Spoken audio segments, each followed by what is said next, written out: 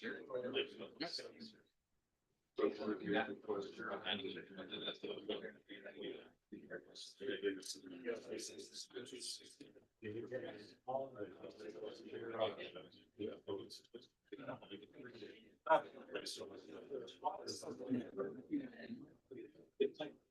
need some room?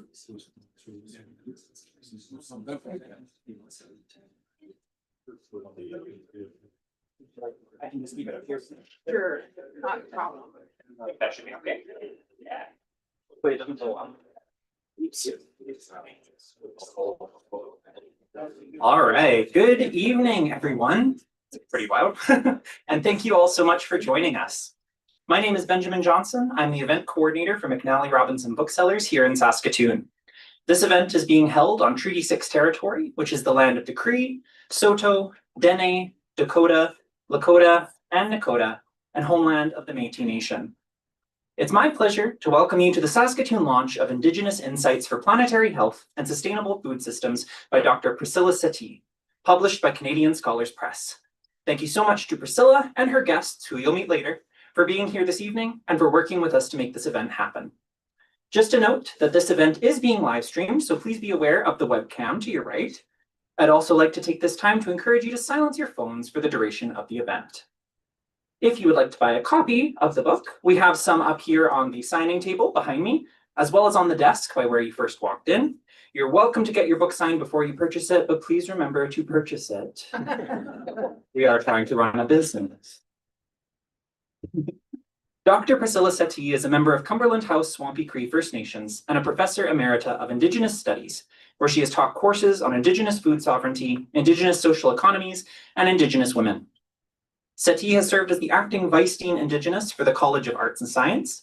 In the past, she served as Adjunct Professor for the Natural Resources Institute at the University of Manitoba, where she served graduate students on Indigenous Food Sovereignty.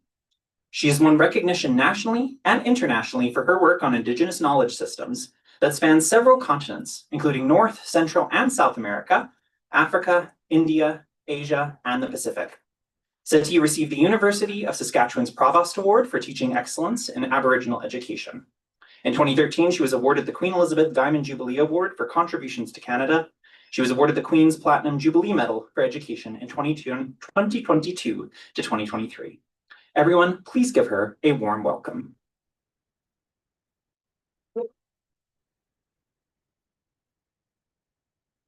Thank you for coming out tonight. And what I'm going to do is, you can not hear me? Usually it's my students who tell me I speak too loud. Anyway, so how this is going to proceed is I've invited 3 speakers, and they're going to talk about their relationship and their contribution in some cases to the book and the linkages of their work to the Academy and to this important research topic of Indigenous food sovereignty. So the first one I'm going to call up is Damien Lee. Dr. Damien Lee is from Fort William First Nations, an Anishinaabe community near Thunder Bay, Ontario. He currently joined the University of Saskatchewan. He recently, joined the University of Saskatchewan as the head of the Indigenous Studies Department. Now, he's a really interesting guy. He used to work here a long time ago, and at that time, he told me about his work as a sugar busher from his home community. He's also a dad, and he's deeply committed to the resurgence of Indigenous governance system. So, come up, Damien. Sure. It's a really great turnout. Thanks, Priscilla, for inviting me. So I'm going to do a couple of things, maybe a couple of minutes of your time. Just first, I'm just going to represent the Department of Indigenous Studies at the University of Saskatchewan. So a few weeks ago, Priscilla reached out to see if we'd be interested in supporting this event, and it's a no-brainer for us. Priscilla's research is amazing, and it's been such an honor to work with her in the past and be here tonight alongside her. Just a little bit about the department. If you know anybody that's looking to do a degree in Indigenous Studies, please reach out to us. We have undergrad, we have a master's program, we have a PhD program, and we have amazing scholars in our department right now that can do a lot of different types of scholarship, whether it be food systems, governance, Métis studies, etc. So please do reach out to us if that's you, or if you know somebody who's looking to go back to university. Just a little bit about some of the ways that I connect with Priscilla's work, and connecting her work to I guess the research that typically I would do. As was mentioned, I'm from Fort William First Nation, which is next to Thunder Bay, Ontario, right on the shore of Lake Superior. And as was also mentioned, we are heavily invested in rebuilding our maple syrup sugar bushing operations back home. When we do this work, we are very intentional about placing women and two-spirit people at the center of decision-making around sugar bushing. And we're really conscious and intentional, again, about narrating this work as not just a cultural activity that we do at home, but as a form of governance, as a form of Anishinaabe governance that happens outside the band office.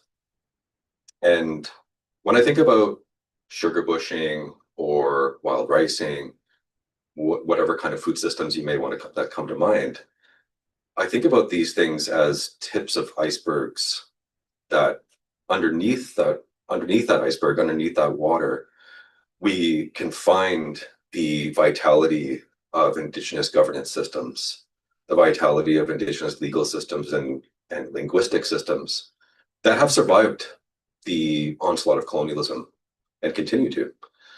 And so when I think about your work, Priscilla, and the case studies in this book and the work I've seen you do in the past, while I don't identify as a food sovereignty scholar myself, I do food sovereignty work, but I do it in a way that kind of connects it to governance and Indigenous legal systems. And so I come to your work in that way, and I engage many students in sugar bushing or land-based education in such ways that make space for us to learn about and celebrate and practice those inherent legal and political orders that have survived colonialism, but more importantly have continued to thrive.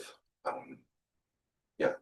So I'll leave it there. I'm happy to speak more, Priscilla, but I don't want to take up too much time tonight. Thank you and congratulations on the book. Thank you.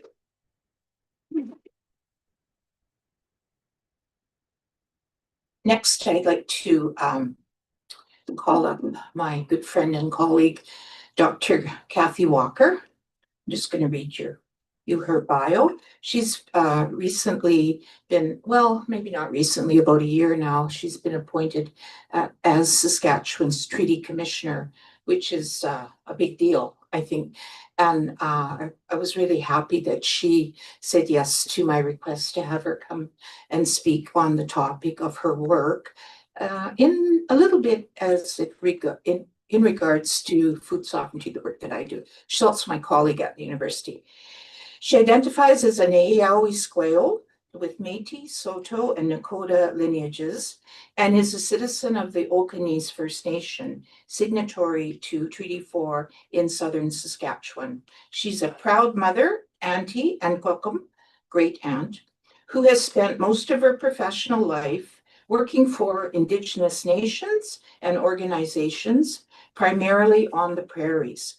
She has 5 degrees in multiple disciplines. What a smarty pants. And her research and work is informed by her lived experience, research, and work in the fields of politics, journalism, business, and policy development, and is grounded in the resurgence of Plains Indigenous governance and knowledge systems. Her doctoral research received numerous awards, including the Western Political Science Association's award for the best dissertation in political science in the Western United States and Canada. And in 2021, a Shirk Doctoral Fellowship and a W.J. Stankiewicz Graduate Prize in Political Theory. Kathy is currently on leave from her position as an assistant professor in political studies at the University of Saskatchewan to serve as the Treaty Commissioner of Saskatchewan. So thank you for joining us, Kathy.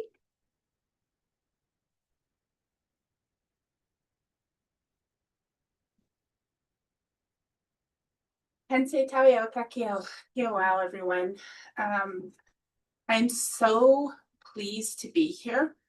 I'm gonna get emotional a little bit because Priscilla has been such a good friend and mentor to me through the years. And she's held me up and she's held up so many other people that it's truly an honor to hold her up tonight. Just in a little way. And to celebrate her latest accomplishment, this wonderful book on Indigenous food systems. And this is just, as I think a lot of us know, the latest in a long line of activism, scholarly work, grassroots, advocacy in so many areas. The list of her publications is so impressive. You know, she's written about Indigenous women, published a book to share the stories of Indigenous women called Agameamo, which means we persevere. She has also been the author, co-author on countless studies and reports. I think one of the most notable one is on addressing the issue of human trafficking. And actually, it's kind of interesting because I remember at one point when I was working at the university and doing research, I would come across different books, really great books. And one of those books was As We See It, Indigenous Pedagogies, published in, I think, the early 90s. And it's a great book, an edited volume based on Indigenous knowledges and teaching, and really ahead of its time. And then I find out that it was actually Priscilla that published it. So, and then more recently, and then I was reading a really recent book, an autobiography by the global and internationally renowned environmentalist. I believe he's from Puckatawagan in northern Manitoba. And his name's Clayton Thomas Mueller. Some of you may have heard of him. The book is Life in the City of Dirty Water.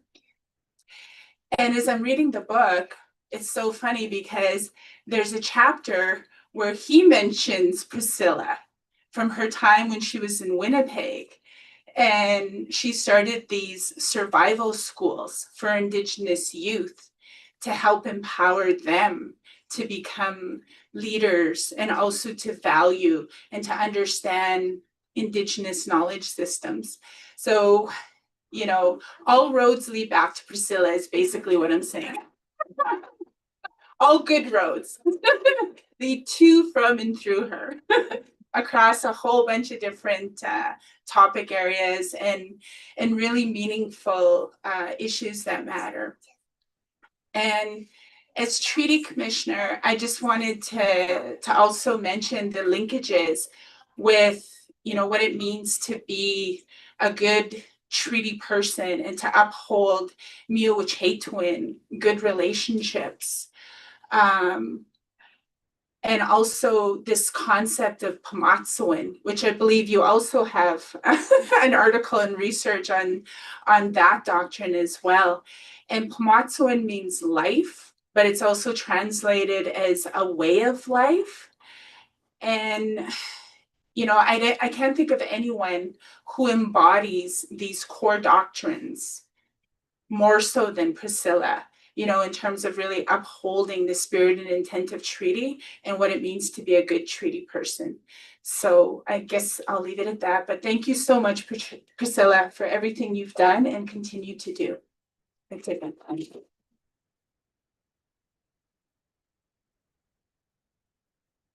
Thank you for those kind words. This really isn't a Priscilla show. It's really, I'm kind of minor in all of this. I just know the right people. So the next person I'm going to call up is my good friend, colleague, Paul Hanley. Paul has been involved with environmental and agricultural issues and activities since 1970. He has authored 7 books, 1,600 articles. See what I mean? I know everybody that does the writing. On these and other themes, including the award-winning book 11. Paul is a recipient of the Rockefeller Foundation's Food System Vision 2050 Prize and the Association for Baha'i Studies Award for Distinguished Scholarship. Paul is married and has 3 children and 3 grandchildren. He lived in Saskatchewan for most of his life, but now lives on the island of Molokai. So when the Rockefeller Foundation approached Paul with an invitation to submit a proposal for funding for like $1 million or something, and he contacted me and he said, would you be one of the partners in the research proposal? So I said, yes, I would love to. So Paul's going to talk a little bit about the chapter that we co-authored and about his related work. Paul.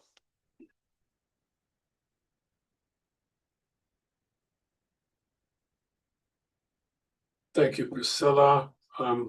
Actually, there's going to be sort of another pro Priscilla. Oh. Because you were a big inspiration for our work. Yeah, so a while back we started the Prairie Food System Vision Network because we had built a vision about the transformation of food systems on the prairies. And then we needed a sort of an organization to back it up and carry out the vision, which is the vision for the next 25 years. And so when we started looking at a vision for the prairies, we considered what the food system was like now, what the agricultural system was like, and then sort of thought back to the beginnings of the system and the injustices that were involved in the formation of this agricultural system.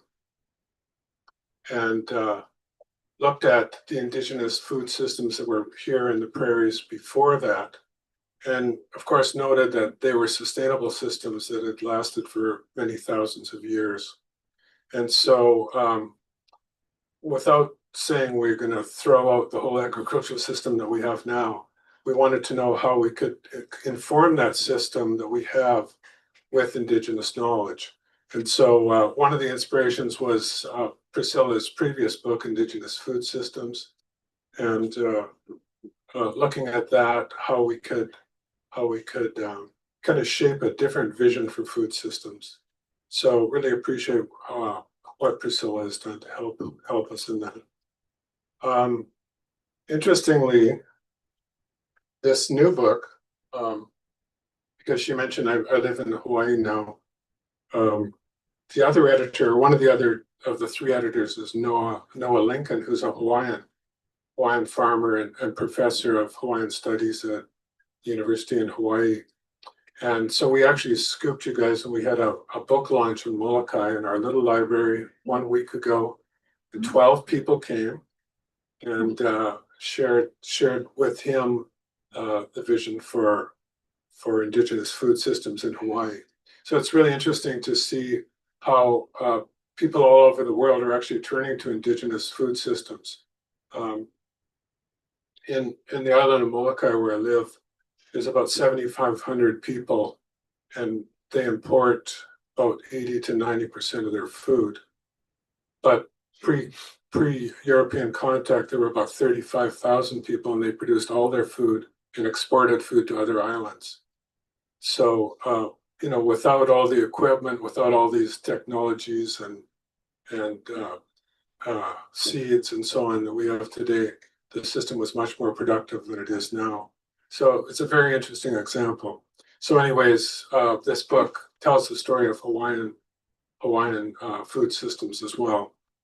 But so I just saw a lot of correspondence between what we were trying to do here in the prairies with the Prairie Food System Vision Network and what's being done in Hawaii and many other places around the world. And people are more and more turning to Indigenous knowledge to really see how it can help us to build food systems that are sustainable and just in the future. So I think that's it. Talk a little bit about your chapter. Well, the chapter really tells the story of our Prairie Food System Vision Network, and also sort of the question of how does philanthropy relate to Indigenous development activities. So we kind of lay out this whole system that we came up with. When we looked at changing the food system on the prairies, we realized that it's much, much bigger than just sort of changing technologies and so on. Let's see if I can remember how Stanro put it. The landscapes of our making reflect and match society's cultural inscapes. So the way we think, our value systems and so on are projected onto the land around us. So when we look at changing the food system, we really need to also consider our inner life, our spiritual life, our value systems, our ideologies, and so on, and what we need to change in that realm in order to change the environment around us. So we look pretty extensively in a number of areas in terms of technology, policy change, environment, culture, and so on, and what are all the elements that need to be transformed in order to make a system that's a much better one for people on the prairies and around the world. So that's basically it. The story is all told in the book. You got to buy the book to get the whole story. So I'll just leave it at that. Thanks.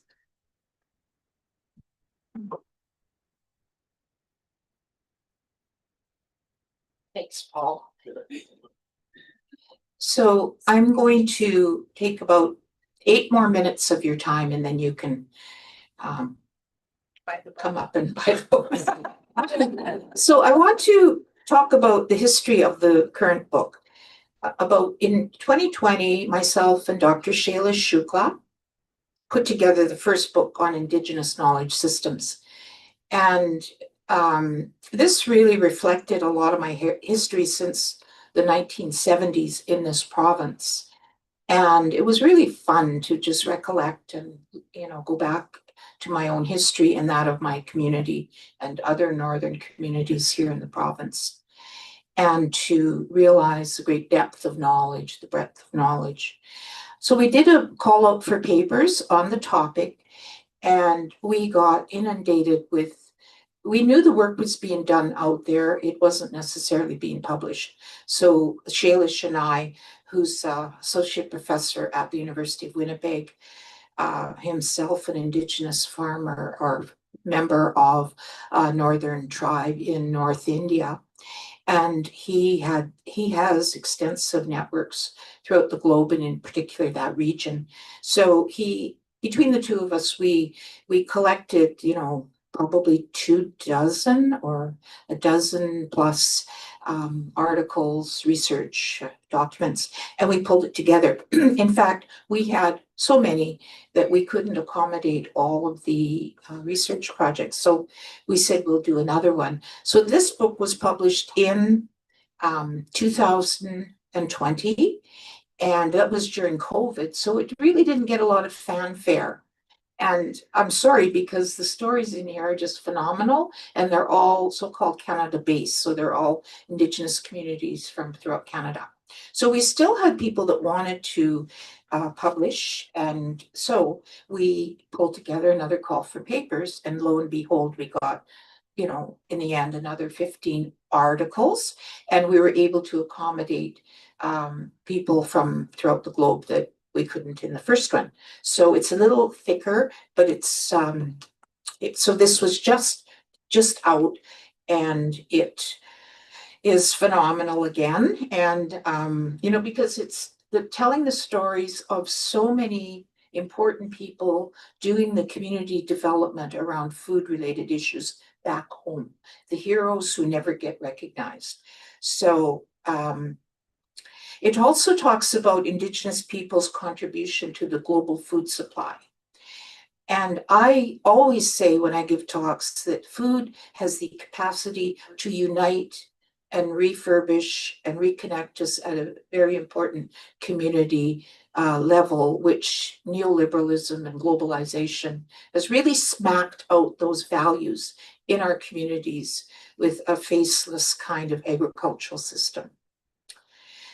But we have to back up to the time in 1992 at one of the meetings of the Conference on Biological Diversity, Convention on Biological Diversity. And this meeting took place at the Conference of the Parties. This is all UN bafflegab, but it's you know what's going on today at the United Nations level, where trade agreements are being written and are being developed by the developed regions on the backs of small farmers and Indigenous peoples. So our people came there in large numbers to Rio de Janeiro in 1992 and realized the depth of the problem that, you know, high-priced lawyers were developing these agreements to the benefit of the developed and northern and western regions on the back of the so-called least developed countries. And that was not good. So out of that time in history, a couple of really foundational food sovereignty documents were written, one in Africa and one in Guatemala, Central America. So the problem that our people had with this industrial model of agriculture is that it first of all leads to a huge change in the climate. And we're seeing that daily. We're seeing that unfold. And incidentally, the countries that are the most impacted are the ones that do the least actual things that produce climate change. And I've seen that story over and over at the UN talks that I've attended, where, you know, small farmers, Indigenous people are talking about, you know, islands being submerged in the Pacific and these hurricanes that are much worse than ever before.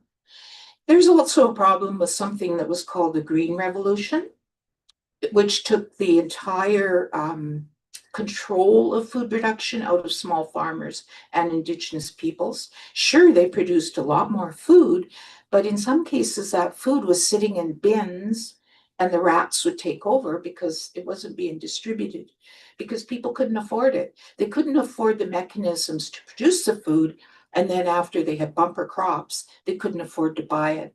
So that large agricultural model of the Green Revolution did not work.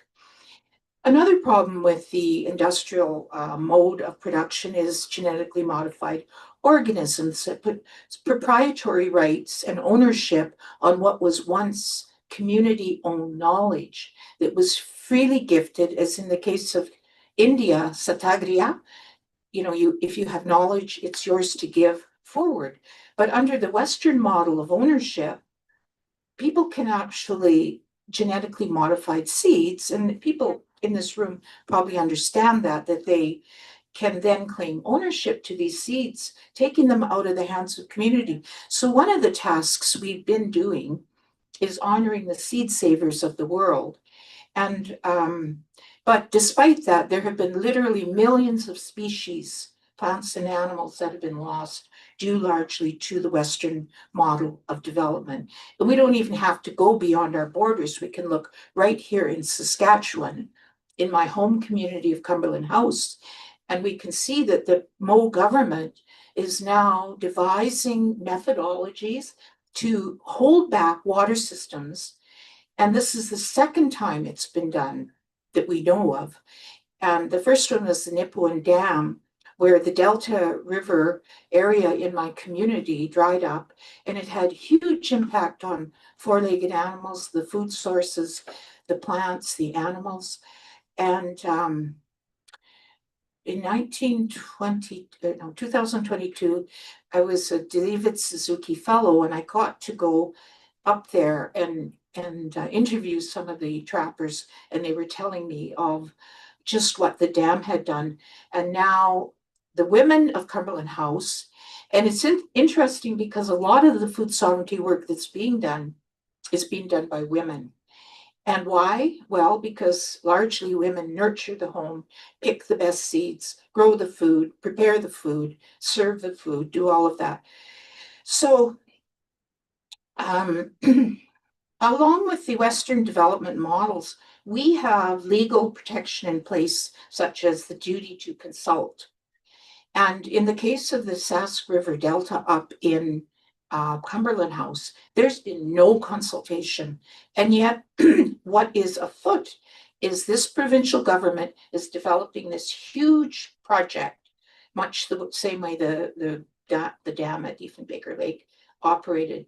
He has done no consultation, and by servicing what that action will service probably 15 large farmers, 15, not more, at the expense of what's going to happen in the north.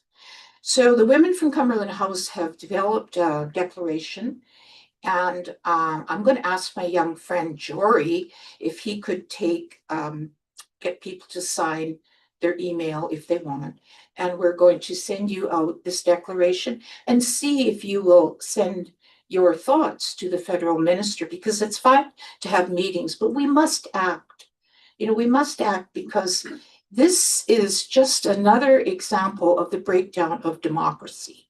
Even though it's under the food ticket, you can imagine all of the systems that have broken down since the food system has been, garnered and controlled by large mega food companies. So the book, in closing, is broken into 3 sections, and the theme of which is all about decolonization. And decolonization is just a term for taking back your power. Don't let the outsiders control your destiny, especially for Indigenous peoples. We have probably one of the longest history of colonization here in Canada, and we are doing stuff about it. It's not like we're sitting back. And I have to, give a big shout out to my sisters, because these are the ones that are really laying the charge to call out the corruption that exists at many levels up high. So the 3 sections of the book focus on traditional foods, women's work, co-ops, and microfinancing, which is all about local control. And these stories take place in Hawaii, Manitoba, Costa Rica, South Dakota, Ghana, Nigeria, India, Mexico, Hawaii, and that's about it. So I want to thank you all for coming out tonight. We have some time for questions, I think. Yeah. And please, if you have the means, I'm sorry the book is expensive. I have no control over it, but it is published by a really good publisher called Canadian Scholarly Press. So they're wonderful to work with, and they really focus on a lot of Indigenous publications. So thanks.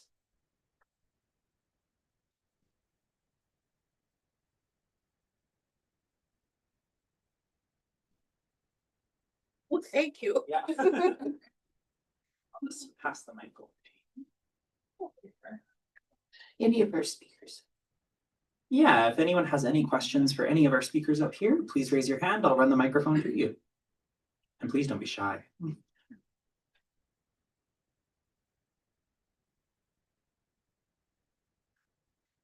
Thank you, everybody, for creating the space and sharing a little tidbit of the book and also some of your other work.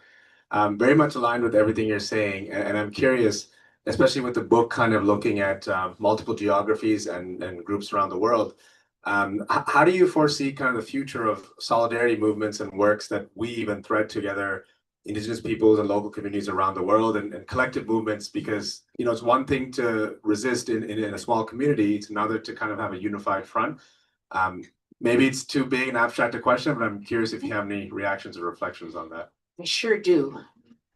I don't know if people caught the election in New York City last night. I did. Yeah. And I mean, this is the exact type of model of organizing that I'm talking about, that my family practices in our practical work. and the model that we need to really investigate, examine, figure out how we fit into it, and go do it. Last night I had another meeting with Nair, who's a longtime solid activist in the center here. And it was a group of women, and we were like pissed off. I mean, we're really upset that things are going the way they are. I mean, look at the city of Saskatoon. 1 in 3 children in our province is hungry. The streets are full of people that don't have homes. This is all related to the model of development. So the first thing is to really acknowledge what the problem is and how to fix it and who's there with you. And it's not a simple task, but it can be a very joyful one, as we saw last night on television. I mean, you know, we're in a very dangerous time in history if we don't do anything about it. And, you know, I come out of a really strong Swampy pre-fighting community. And be damned if, you know, we're going to sit back and let Scott Moe control our future. Like, we got to call it out. So I'm interested in how, if people have any ideas here about, I mean, I have some of my own that I work on, but I'm very interested what other people's solutions are.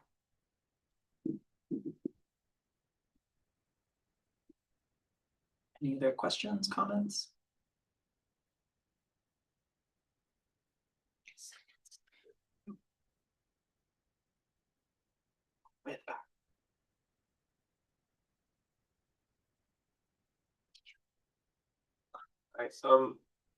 I'm interested in what other knowledge systems, indigenous knowledge systems you discussed in that first book, and sort of the place of food systems vis-a-vis other knowledge systems. Well, that would take quite a long time to answer, but some of the countries that we got articles from that we were reporting on their food production were Nigeria, Ghana, what did I say? India, is that what you mean? Mexico, Hawaii, Costa Rica, Southern Korea, Manitoba. Is that what you meant? No, I'm curious about knowledge systems that aren't food systems, and you know, food systems as compared to other kinds of knowledge systems. Like what? I just don't know what other knowledge systems. Okay, so some of us work at a very large university, or many people in this room have worked in educational systems. But one of the things that we do, and I think I'll speak for a couple of my colleagues, is that we are busy at the work of transforming knowledge systems so they are more reflective of an Indigenous worldview, which is more holistic than typically Western science or Western systems. So that includes research methodologies, pedagogies, our own literature, our own experiments, like things that I think it's safe to say Canada was established on Western principles. And, you know, over the years, it certainly improved the quality of life for quite a few people. But if we look around now, there's something wrong. I mean, there's a lot of people that are disenfranchised.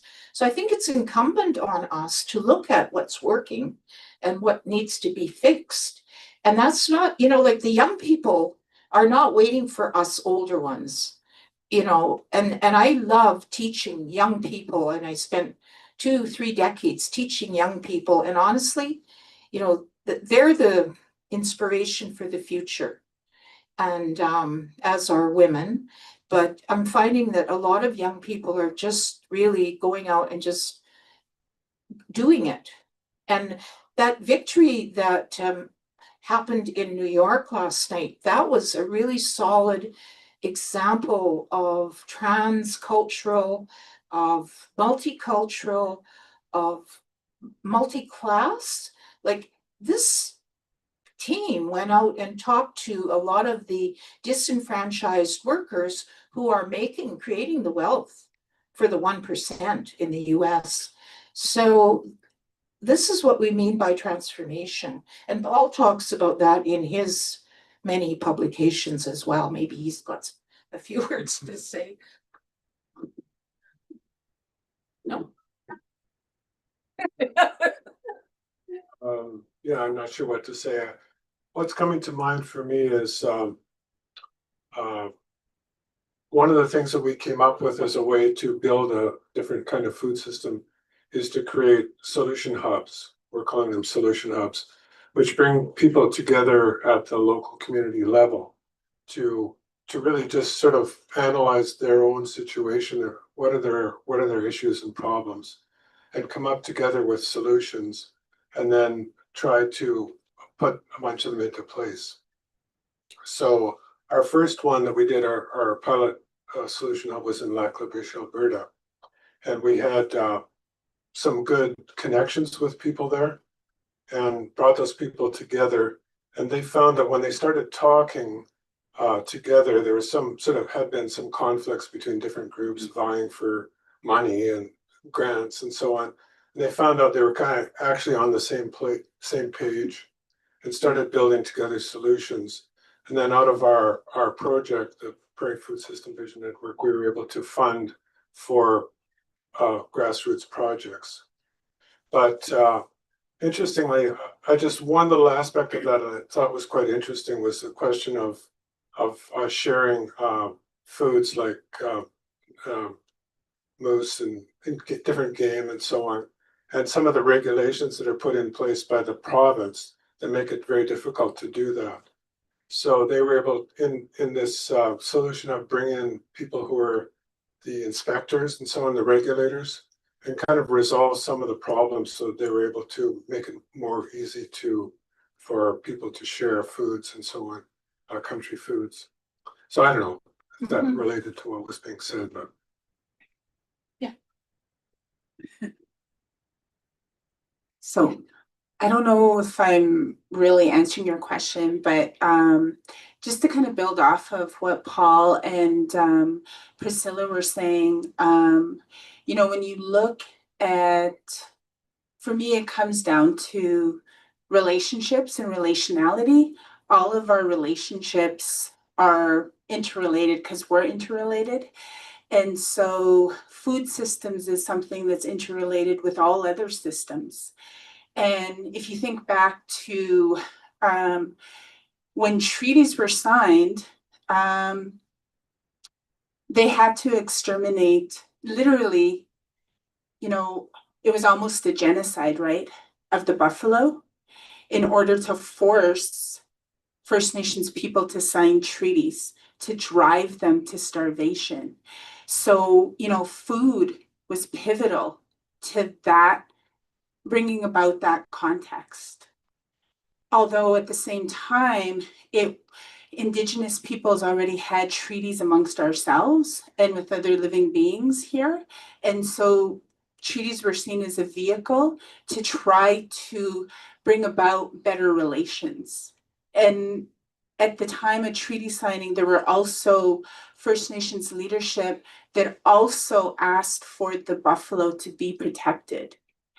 And so when you think about, again, relationships and how Indigenous peoples saw our relationship even with the buffalo, yes, they were a valuable food source, but they were also very much honored and respected and seen as a relative, as a brother. And so I do feel like from a relational perspective, you know, it's all interrelated. And I think that, you know, I mentioned Pamatisawan because it's about those life ways and those relationships. And, you know, are we going to build relationships that are regenerate life? Are, you know, Paul talked about how our cultural worldviews are reflected on the landscape. And that's our relationships when it comes right down to it. And as Priscilla said, like, it starts with each one of us taking action, right? And living those relationships every day. So anyway, that's my 2 cents.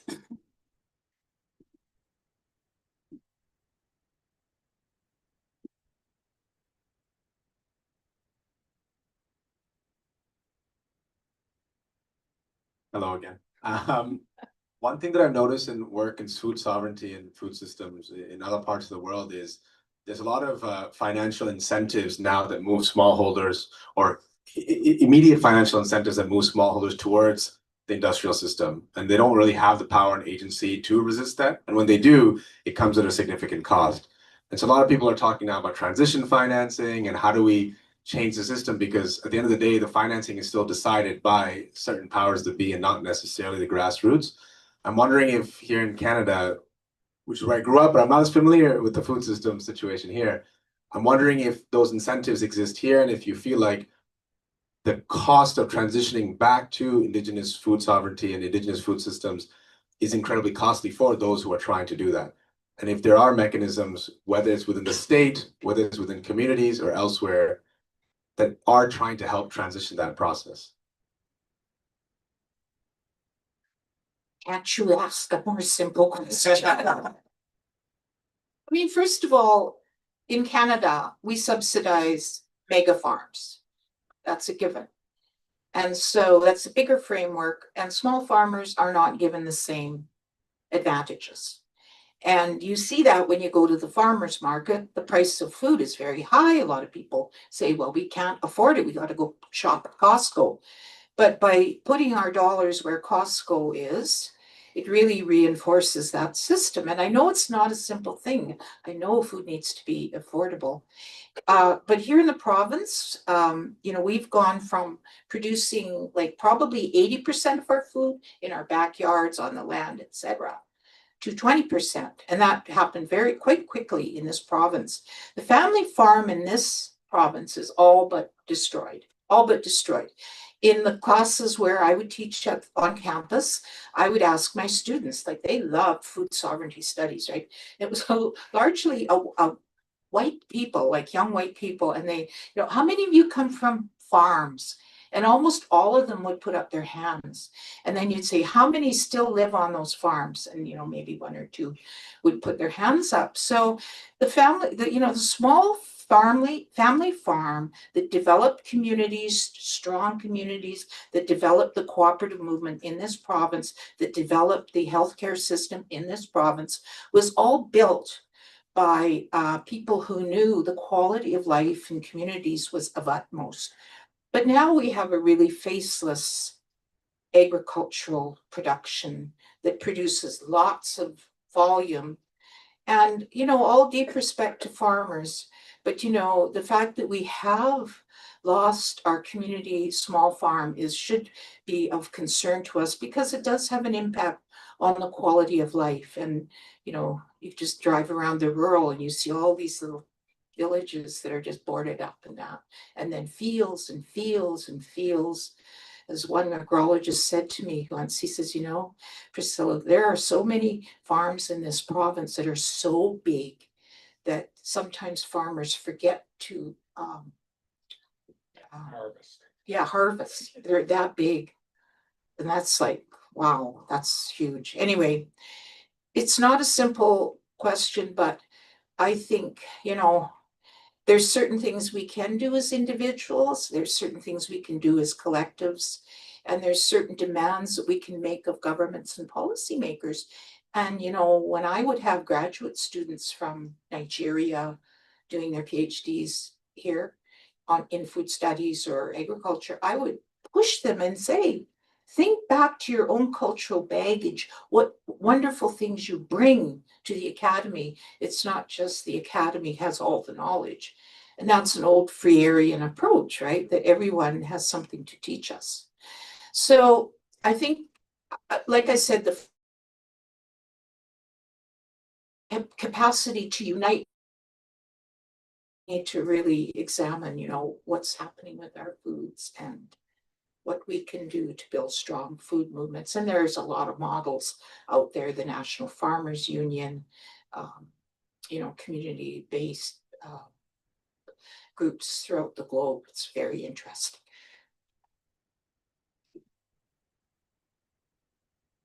Oh, thank you so much, all of you. It's really been wonderful. I just wanted to raise the issue of organic agriculture. So much of what we're seeing is highly chemical, poisonous. We have all kinds of health issues, some probably very much related to that. And I wonder, as individuals, we do have some control we can seek out organic food, we can grow organic food. And I wonder where you think that fits into this whole picture.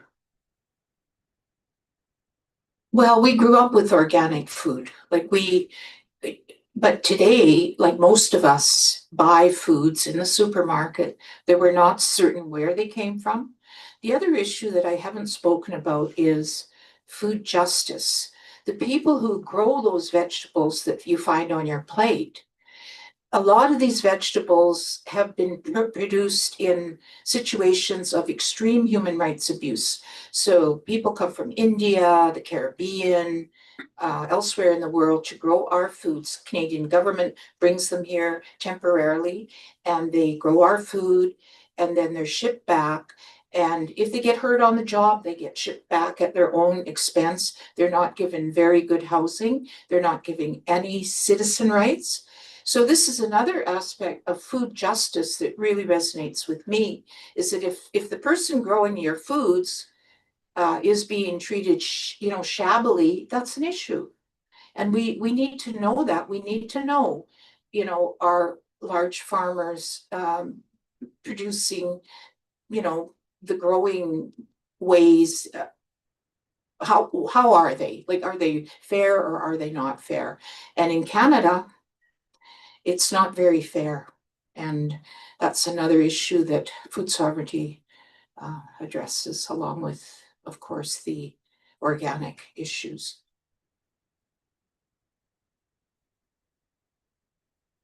Anybody getting hungry? My stomach just growled, so any other questions? Oh, here's one.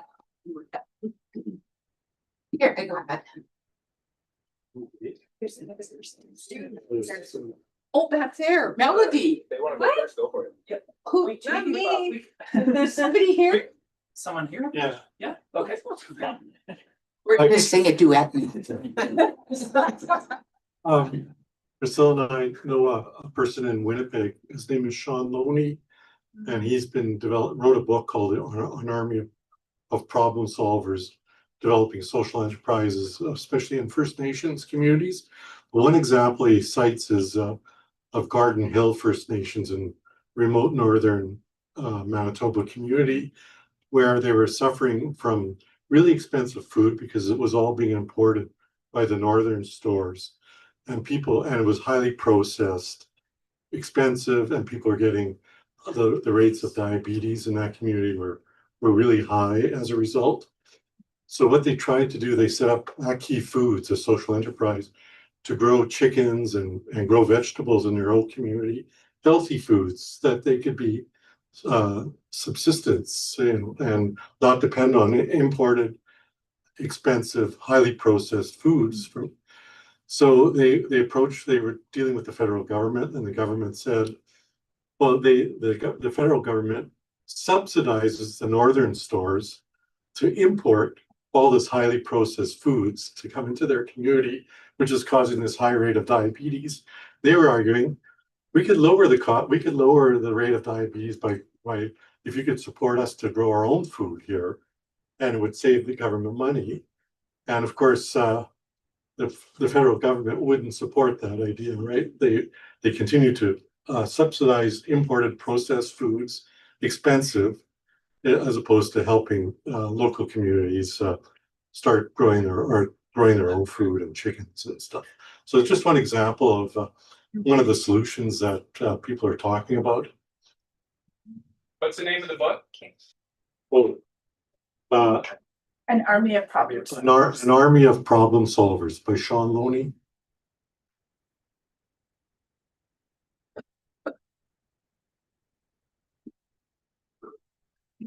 Oh my God. Pause a moment there. So yeah, thank you for hosting this. This is awesome. I had a bunch of questions pop up in my mind as people were talking. I'll maybe settle on this one. Where my mind goes when I think of food sovereignty, and especially Indigenous food sovereignty, is thinking of like rural, remote northern communities, how you can gain access to that food security, like that agency. It's almost like liberatory in a sense. My question is like, as someone who is in an urban setting, I'm trying to think of ways where food sovereignty could be applicable in an urban environment. And what made me think about that as well is just how you spoke to how there's like an alienation between how we get our food, how we grow our food, and how we consume it. And I think about that as being someone who lives in an urban center. Like I'm not at all knowledgeable as to how that functions, other than maybe like some food that I grow in my garden. Mostly my wife is the master at that. I'm learning, but like that would be my question: is where do you see kind of that opportunity to reconcile like the urban and the rural, the town and the country, between food sovereignty outside of urban centers, and also how that food sovereignty would look like in an urban center? Does that make sense? Thank you. Well, as a non-lawyer, I think that there are legal capacities to accommodate that. The other thing that in this city, we have a massive network of community-based gardens, and a number of us have worked on those where we take over tennis fields where they used to play tennis, and then dig them up and produce gardens. And that was fun and really productive. But I have to say, I'm going to pull a Pierre Poilievre here, but we have met with so many federal ministers and they don't listen. And even like I work with a network of legal professors across Canada from different universities. Like we pulled them in, well, they are part of our team. And that agriculture minister still doesn't listen. So I think, people have to vote with their feet, and however you decide that looks, then let's hear about it, because I don't think anybody has the exact answer. There's a small, a ton of little answers, but there's also the bigger picture, the legal picture, and we need help there. So we have time for maybe one more question. Anybody feeling? Oh, perfect. Hi, Priscilla. Hi. I've worked in prisons as well as in childcare centers. My world has straddled those two things. So first of all, speaking about jails and prisons, there was at one time a robust gardening and, a fairly well documented food sovereignty program that was canceled due to different governments and whatever. So, the use of gardens while people are incarcerated and teaching gardening and things like that is so applicable. But the threat of for-profit versus not-for-profit drives that away, as well as in childcare centers now. At one time, there was a cook hired and good food was being prepared. And now there is a move to, bring in trays of food, and it's shitty food. Like it's the worst of the worst. So those are other food justice items that we need to be really aware of, that those two big institutions where, things can be well taken care of in the way of food and good food are not being adhered to. So again, that's democracy and justice, food justice. And there's no reason why people in the hospital shouldn't be able to appreciate, nicely raised fresh foods from Saskatchewan and not piped in from I don't know where. It's there is a movement I'm aware of in Manitoba called From Farm to Fork. And so it's a direct, and we have them here too, where we make contracts with farmers and then they grow we pay $800 or whatever at the top of the season. And then if the farm survives or if it's lucrative, then you get all of the food. But if it fails, then you also eat that failure. So there's those kind of arrangements that are out there that people, do anybody here belong to that? Farm to, yeah. Community shared agriculture, yeah. So there's creative ways to do that, but it always galled me that, the university and the hospital, they don't have the best food, and this food will make you sick, never mind get you better. So there's ways that we need to apply pressure to the state to change that around. So I'm going to ask people in the crowd to turn around or face somebody that you don't know in this crowd and introduce yourself and tell each other why you came here and just get to know somebody new. I think that's a really, I mean, I'm so thrilled that so many people came out, and I think it's a wonderful moment to, you know, get to know somebody you don't know around a food thing. Thank you very much, Priscilla, and the rest of us.